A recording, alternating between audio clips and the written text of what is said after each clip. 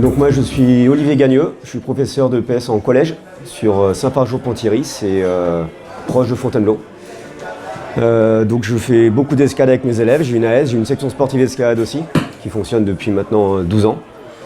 Et par contre, notre particularité à Ponthierry, c'est qu'on fait beaucoup de blocs, qu'on a une structure qui nous permet de faire essentiellement du bloc. Et on peut faire un peu de voix, mais peu de voix. Donc c'est vrai qu'on a beaucoup accès avec nos élèves sur la pratique en bloc pour développer la motricité. Donc voilà, je peux passer le micro à mon collègue qui peut se présenter aussi éventuellement. Alors, bonsoir à tous, moi je suis Baptiste Benzic, donc professeur de PS TZR Sud Seine-et-Marne. Donc ça fait 8 ans que j'enseigne en Seine-et-Marne. J'ai pu visiter pas mal de collèges différents, certains qui avaient des murs d'escalade, d'autres non. Et en dehors de ça, j'étais sportif de haut niveau dans ma jeunesse et maintenant je suis juste grimpeur passionné et donc voilà, je grimpe encore très souvent à Fontainebleau. Et j'ai pu donc travailler avec Olivier Gagneux dans son collège. J'ai aussi également travaillé dans d'autres collèges et j'ai pas encore fait de lycée. Voilà. L'idée maintenant c'est de voir un petit peu, c'est vrai que Benjamin a parlé beaucoup d'ouverture, de bloc. L'idée c'est de parler un peu du bloc qui est quelque part un peu moins répandu dans les pratiques au niveau des collègues, de ce qu'on voit nous, de notre côté. Alors on va pas mettre en concurrence la voix et le bloc. Les deux sont quand même complémentaires et font voir un panel au niveau des élèves qui est assez sympa. Là où dans la voie on va beaucoup travailler sur toutes les techniques d'assurage, de sécurité avec l'encordement. En bloc on va pouvoir aussi plus privilégier la motricité. Et on verra qu'on peut aussi mixer dans les séances le bloc et la voie pour essayer d'augmenter le temps moteur des élèves. Et ne pas faire que de la sécurité en escalade. Comme beaucoup de collègues sont un peu stressés, on va dire, par ne pas avoir d'accident, on est beaucoup focalisé sur la sécu, l'assurage et les encordements. Et on oublie un petit peu que voilà, on fait de l'EPS et donc de la motricité aussi, normalement beaucoup avec nos élèves, quoi. La pratique en bloc, de l'autre côté, on arrive à avoir un temps moteur au niveau des élèves qui est supérieur en bloc. Là où le grimpeur en voie part et passer un quart d'heure dans sa voie pendant que l'assureur l'assure, en bloc, vous allez voir qu'on peut mettre les élèves par petits groupes et ils vont pouvoir essayer énormément en 10 minutes, faire énormément de passages, énormément d'essais et progresser. Donc voilà, on a une charge motrice plus importante, donc énergétique aussi, quoi. Au niveau informationnel, on va pouvoir vachement développer la lecture. Donc demander à l'élève d'abord d'imaginer les mouvements à réaliser. Lire, on appelle ça donc lire le bloc avant d'y aller pour optimiser ses essais. Donc ça va être très important. Et ensuite, on va aussi développer, tu peux passer, voilà, au niveau social, les interactions entre les élèves. Donc à travers le débat d'idées, le conflit socio-cognitif et également la verbalisation en mettant les élèves par groupe et en dévoluant l'ouverture des blocs aux élèves. Donc c'est eux-mêmes qui vont les créer. On va se mettre par groupe et ils vont essayer donc voilà en fonction d'un thème particulier. L'objectif est de créer le bloc et ensuite nous on va pouvoir aussi interagir avec eux pour leur faire ressortir si jamais il y a des difficultés. Et ensuite on va pouvoir les mettre également en compétition groupe après groupe pour voir si la qualité du bloc est au rendez-vous, si les mouvements sont effectivement obligatoires ou si au contraire certaines personnes peuvent essayer de les modifier en grimpant sur le bloc. Alors voilà, là c'est ce qu'on parlait au niveau moteur. On peut avoir une illustration donc avec des équipes de 3. Toujours un grimpeur. On peut amener le rôle du pareur, mais il faut faire attention parce que ça demande des techniques très particulières et ça peut des fois être plus dangereux que sécuritaire. Et aussi un observateur donc avec une fiche, voilà, tout le monde le sait, une fiche, des rôles sociaux. La charge de travail, comme disait mon collègue, elle va être très importante. Il y a beaucoup de répétitions parce qu'il faut savoir que lorsque un grimpeur fait du bloc, ça peut durer entre 5 et 15 secondes, ça dure rarement plus longtemps. Et donc il va avoir une quantité de répétitions sur 2 heures énorme. Donc ça va vraiment, d'un point de vue moteur, lui permettre vraiment d'acquérir énormément de nouvelles techniques. Donc voilà, après on a des illustrations, mais bon, on verra ça aussi samedi, sur comment construire un bloc, vivre en pratique l'évaluation, Juste pour préciser, ce qui est important dans le travail de bloc aussi, il me semble, c'est que le droit à l'erreur est autorisé, le droit à l'oubli et le droit de réglage est autorisé. C'est-à-dire que l'un élève peut systématiquement recommencer, refaire juste derrière. On peut prendre un temps de repos, mais on peut retenir uniquement sa meilleure performance. Il peut avoir tenté 15 fois quelque chose, mais ne retenir que lorsqu'il a réussi. On peut aussi, et ça c'est quelque chose que je développe depuis quelques années, évaluer par capitalisation, c'est-à-dire à chaque fois que tu réussis quelque chose, si tu réussis un bloc, tu gagnes des points. Si tu en réussis un deuxième, tu gagnes des points. Tu ne peux jamais en perdre, tu ne peux jamais revenir en arrière ou te faire sanctionner. La seule chose que peut te proposer ce travail, c'est de réussir à progresser et à avancer toujours en allant vers l'avant. Et ça c'est quelque chose de sécurisant pour les élèves et d'essentiel, il me semble, et ça par exemple on pourra vous montrer comment on le met en place, et puis vous le vivrez parce que vous mettre en situation d'évaluation comme ça, vous allez voir un petit peu ce que ça donne. Donc voilà, il y a quelques exemples comme ça, donc on ne fera pas là ce soir, et comme ça on va continuer un petit peu la suite. Voilà. C'est vrai que, mon collègue en a parlé un peu, mais quand les élèves sont en partie groupe de 3-4 sur un passage en bloc où ils cherchent à trouver des solutions, il y a beaucoup d'échanges entre eux, ce qui les fait aussi vachement progresser. Et ils peuvent aussi trouver des solutions différentes entre eux et essayer. Ouais, j'arrive pas de cette façon, je vais peut-être essayer comme mon camarade, cette façon-là me conviendra peut-être un peu plus.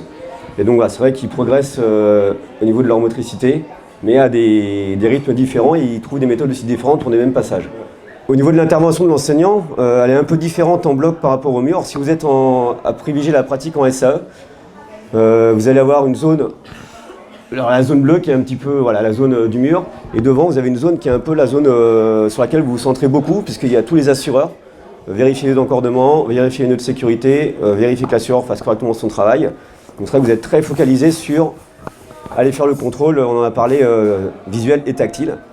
Donc on voit un peu moins ce qui se passe en haut au niveau des grimpeurs. Les élèves qui veulent discuter sur les zones d'interaction sont plutôt en retrait, il y en a très peu disponibles dans la salle. La pratique, on voit, un peu conditionne le bas du mur. Alors que sur une partie en bloc, l'enseignant, déjà, il va pouvoir se reculer un peu plus du mur pour voir plus ses élèves, pouvoir se déplacer plus dans la salle, puisqu'il ne va pas être focalisé sur déjà la vérification tactile au niveau des encordements, des assurages. Et le côté, est-ce qu'il assure bien, on fait attention partout. Donc là, il va pouvoir, l'enseignant, se balader dans la salle, aller voir ses élèves, discuter avec eux, réfléchir avec eux aussi des solutions, éventuellement montrer sur le bloc aussi rapidement comment lui il pourrait y passer. Il y a beaucoup plus d'interaction enseignant-élève et aussi élèves entre eux, puisque sur la voie, l'élève, quand il est en haut de la voie, qui n'arrive pas à passer, souvent ses camarades en bas, ils ont beau lui expliquer des méthodes, monte ton pied, mets ta main là. C'est beaucoup plus dur pour le grimpeur là-haut de comprendre un peu les consignes données en bas. Il est un peu en stress, il y a une surcharge affective qui se fait là-haut, alors qu'en bas au pied du mur en bloc, ils tombent, ils discutent, ils essayent autre chose. Donc il y a beaucoup plus d'interaction qui se crée avec les élèves. Donc en général, les enseignants, nous on est un peu plus détendus dans la pratique de bloc que dans la pratique de voix, même en tant que spécialiste. L'organisation de vos séquences, on peut mixer tout à fait le bloc et la voix. Des séances bloc, des séances voix. On a pas mal de choses possibles. On peut faire des groupes, un groupe qui travaille en bloc pendant que la moitié de la classe reste en voix. Ça peut être intéressant avec des élèves qui sont un peu débutants sur l'assurage. On a 5 cordées. Si on est par 3, on a 15 élèves sur la voie, on gère que 5 cordées et à côté, les autres élèves sont en train de grimper, de pratiquer. Et à la fin de leur séance, ils n'ont pas fait juste apprendre à faire un nœud de 8 et juste apprendre à assurer. Ils ont aussi un temps d'engagement moteur assez important. Ça a aussi l'inconvénient que l'enseignant qui va être centré sur ces 5 cordées verra un peu moins ses élèves en bloc pratiquer. Par contre, le bloc, vous me direz, oui, mais il faut ouvrir des blocs, il faut ouvrir des passages intéressants pour les élèves. Comment je peux faire ? Parce que effectivement, souvent, les voies bougent très peu, du moins c'est les clubs qui s'en occupent, les enseignants spécialistes qui vont changer les voies, mais c'est pas fait régulièrement. On profite des compétitions UNSS pour changer le mur aussi au passage. Alors qu'en bloc, effectivement, vous allez pouvoir, vous, même en tant que non-spécialiste, rapidement proposer des choses aux élèves et modifier à chaque séance. Et voilà. Donc les blocs peuvent être ouverts par l'enseignant, c'est ce que la chose on pense tout de suite. Avant ma séance, je prépare les blocs, alors on verra différentes façons de le faire, mais aussi, on n'y pense pas assez souvent, ils peuvent être ouverts par les élèves. il ne faut pas hésiter à utiliser ces élèves pour ouvrir des blocs. Alors bien évidemment, on ne va pas leur demander de prendre les prises, visser les prises en haut du mur. On verra qu'il y a plein de petites façons d'ouvrir des blocs avec les élèves. L'intérêt d'ouverture par les élèves, c'est déjà vous, en amont, vous avez un peu moins de travail aussi au niveau de votre séance. Et surtout, vos élèves, ils vont chercher à créer un bloc, vous allez leur donner des consignes. Ils vont chercher à respecter la consigne. Ils vont sûrement se planter, mais c'est pas grave. Si vous faites d'essayer quelque chose, donc on va dire on va prendre ces prises-là, on essaye, ah ça marche pas, on va réfléchir. Ils vont réfléchir entre eux, on va peut-être faire comme ça, voilà. Donc en fait, ils vont se retrouver dans une démarche d'apprentissage et pouvoir mettre un petit peu en relation ce qu'ils ont voulu faire et ce que réellement ils font, quoi. Donc quelque part c'est très intéressant et ça va les aider après à pouvoir mieux lire leur voix et trouver des solutions rapidement au haut du mur pour moins se fatiguer et terminer leur voix. On peut ouvrir de différentes manières. Donc dans un premier temps, et ce qui est peut-être le plus simple, c'est d'utiliser des scotch, donc balisés à partir de l'existant. Ça peut être juste scotch de départ, scotch d'arrivée, donc avec un certain type de couleur, ou commencer à mettre des scotch de main, des scotch de pied, puis imposer le tout pour ensuite créer vraiment un cheminement particulier qui est imposé à l'élève. On peut également modifier l'existant. Donc ça peut être à base de scotch ou aussi en rajoutant, en enlevant une prise ou deux. Donc ça peut être si jamais on a déjà un cheminement qui a été créé par le club, par un autre enseignant. On a juste à rajouter ou enlever certaines prises. On peut également tourner certaines prises si jamais on veut changer le mouvement, changer le type de prise à tenir. Et dernière façon, on va créer de nouveaux parcours. Donc cette fois, il nous faut un peu plus de matériel. Et on va installer les prises nous-mêmes. On va utiliser un code couleur. Donc ça c'est le plus intéressant pour vraiment que ça soit visuel et très parlant pour l'élève. Installer un code couleur de prises, grimper que avec les prises bleues, grimper que avec les prises rouges ou ainsi de suite. Ça peut être fait en bloc, ça peut également être fait en voix. Par contre, en voix, ça va nécessiter un peu plus de matériel parce qu'il faut réussir à aller jusqu'en haut de la voix. Donc s'encorder, connaître certaines manipulations de cordes qui font que ouvrir en voix, ça reste quand même réservé aux spécialistes. On va avoir un principe de complexification où on va pouvoir jouer assez facilement d'abord sur l'inclinaison du profil sur lequel on va faire grimper l'élève. Donc du profil en dalle, qui est le profil le plus simple, donc on appelle ça un profil positif, jusqu'au profil en dévers, qui est là un profil négatif, où l'élève va avoir beaucoup plus son poids du corps au niveau des bras et le centre de gravité dirigé vers l'arrière. La dalle, c'est donc le plus simple, voilà, profil positif, on va être axé sur l'utilisation des jambes. Le dièdre, sur une utilisation plutôt en style en opposition, un peu comme lorsqu'on veut grimper dans une cheminée. Le vertical, bon, c'est le profil qu'on a le plus souvent en escalade. L'arête, là on va commencer à être sur des déséquilibres un peu latéraux, donc à gauche ou à droite. Et le dévers, comme je le disais, où là ça va occasionner beaucoup plus de résistance au niveau des bras. Le poids du corps au niveau des bras est donc beaucoup plus difficile pour les élèves en difficulté. On peut jouer sur la forme et la densité des prises. Donc jouer sur la forme des prises, ça peut être des prises plutôt grosses, donc on va appeler ça des prises de type bac, ou des petites prises, donc on peut appeler ça des réglettes, ça peut être des plats, donc ça va imposer une tenue de la prise différente, donc ça va être très complexifiant pour l'élève. Aussi sur la densité des prises, par exemple, plus on a de prises autour de nous, plus ça va être facile, moins on a de prises, moins on a de choix, et plus c'est difficile, plus c'est contraignant pour l'élève. On peut également jouer donc, sur la complexité des mouvements. On le verra aussi tout à l'heure, on a des mouvements qui sont plutôt simples et d'autres mouvements plutôt très très complexes. Donc les mouvements simples, on va être sur des mouvements type développé, où on va grimper plutôt de face. À des mouvements plutôt complexes, on va être sur des croisés. Et des mouvements en torsion ou des mouvements dynamiques. Et on va également jouer sur la longueur du bloc. Plus le bloc sera long, plus il va être difficile. Attention de ne pas aller non plus sur des blocs qui sont trop longs parce qu'après on passe sur une filière qui est plus dédiée à la voix et non pas au bloc. Donc on va essayer de rester sur la partie bloc où on est jusqu'à 10 mouvements. Et le fait d'avoir 2-3 mouvements, ça ne veut pas forcément dire que ça va être quelque chose de facile. Il peut y avoir par exemple, qu'on va tout à l'heure parler des blocs dynamiques, juste y avoir 2 prises et quand même créer un bloc très difficile. Lorsqu'on ouvrir sur un seul thème, on en parlera aussi tout à l'heure, on a des thèmes liés à des mouvements spécifiques. Donc le croisé, le groupé, les mouvements en inversé, les mouvements dynamiques, les mouvements de transfert de poids du corps. Donc là, on va pouvoir cibler et repérer dans un contexte varié. Les élèves auront un seul thème à découvrir, un seul thème à mettre en place. Ensuite, on va pouvoir aussi coupler 2 thèmes différents. Donc là, ça devient un peu plus difficile. Il faut s'adapter à plusieurs contraintes, à un changement de configuration de prise, parce qu'en fonction du mouvement qu'on veut amener, on ne va pas mettre les prises au même endroit. Et donc, ça va demander à l'élève beaucoup plus de réflexion. Et aussi, ensuite, sur une association de plusieurs thèmes.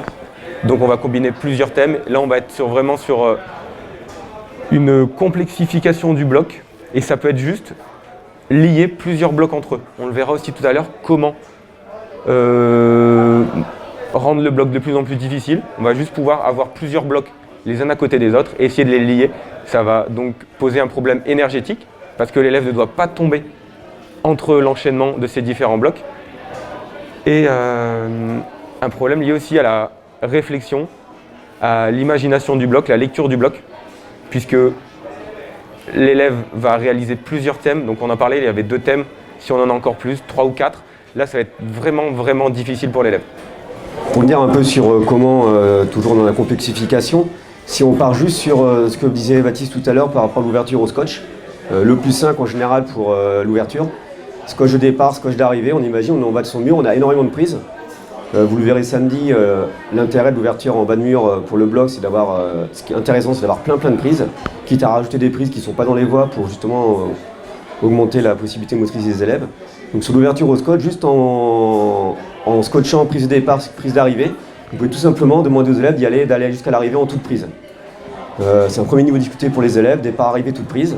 Un deuxième niveau, on va leur demander de partir de la prise de départ jusqu'à la prise d'arrivée, mais avec juste les mains imposées. Donc on scotche aussi les prises de main qui sont les seules prises autorisées dans le bloc.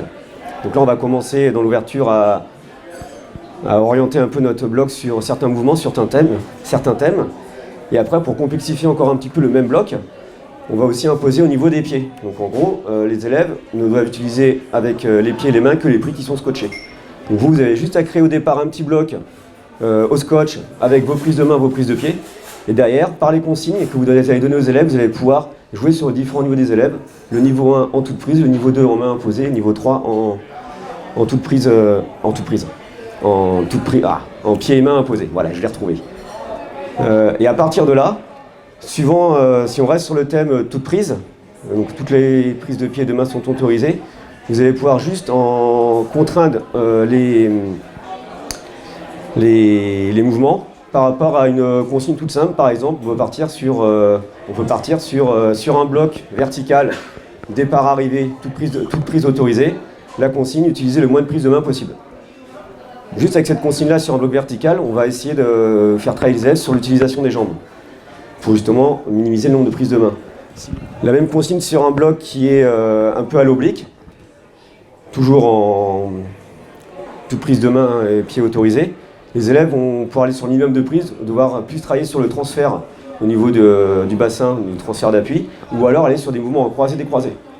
Donc avec la même consigne, suivant comment on va orienter l'orientation de l'itinéraire, on va pouvoir travailler des choses différentes chez les élèves. Ensuite, si on est sur un bloc en traversée, on va vraiment aller sur du croisé-décroisé ou des gros transferts de poids. Les élèves vont chercher à aller prendre une prise très excentrée sur la droite, et donc forcément ils vont devoir s'organiser différemment au niveau du centre de gravité du bassin pour toujours être équilibré. On peut aussi, pour les élèves qui ramènent sur les prises, faire les petits jeux, ramener, c'est tricher. Voilà, c'est les petits jeux qu'on a en escalade qui vont obliger les élèves, si on leur interdit de ramener sur les prises, de partir sur des croisés, voire des gros mouvements qu'on appelle après sur la culture escalade, des mouvements en derviche. Donc ils vont se retrouver face au public, ou en crawl, sur le même type de mouvement qu'en natation, quoi. Et vous allez pouvoir, après, sur une toute prise, avec des prises de passage, combiner les thèmes, pour avoir des blocs qui utilisent les jambes, qui font croisé-décroisé, transfert de poids, voilà. Juste à partir, prise de départ, prise d'arrivée, toute prise autorisée. Voilà, sur un bloc tout simple, je n'arrive pas à ouvrir de bloc, départ-arrivée, toute prise autorisée, suivant comment j'oriente mon bloc avec une consigne toute simple, je vais développer différentes choses chez mes élèves. Et donc ce que disait Baptiste tout à l'heure, on va pouvoir associer les différentes orientations pour poser plus de problèmes aux élèves et aller dans les niveaux.